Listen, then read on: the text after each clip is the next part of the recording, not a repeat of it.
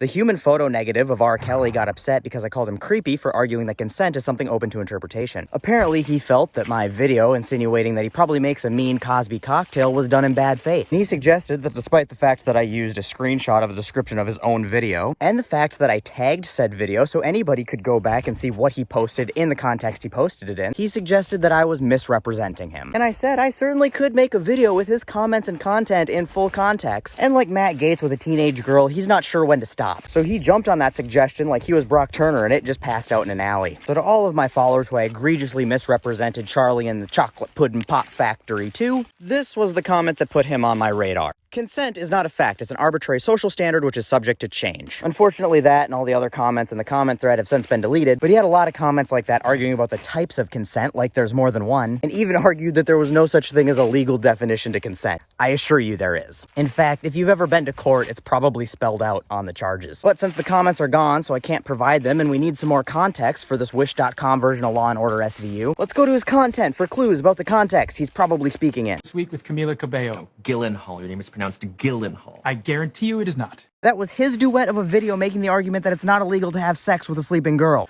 I assure you it is. And it's also a really weird and creepy fucking thing to duet. And here's another weird fucking duet that has to do with consent or lack thereof. And then there's this weird trend of creepy videos and comments where unsolicited he expresses his love and weird fantasies for cute girls over and over and over again. And then he says shit like this. That's what I want too.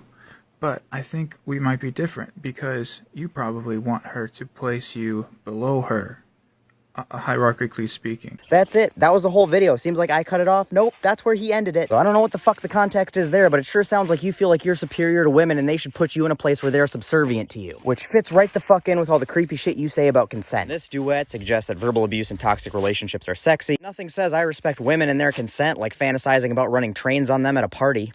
And here's something that well-adjusted, normal, healthy adults post for no apparent fucking reason. And breaking out the greatest hits with some make-me-a-sandwich sexism. And here you claim that you are in fact the victim for your inability to live up to any woman's standard. And dude, what the fuck is this shit? Wait, there's more. Not only is there creepy shit about women and children, but there's racist shit as well. This epic lack of self-awareness was almost on point, but I can't even agree with that. Because this Buffalo Bill-ass shit makes me realize you're so cringe that you really do need to be given attention. From the FBI.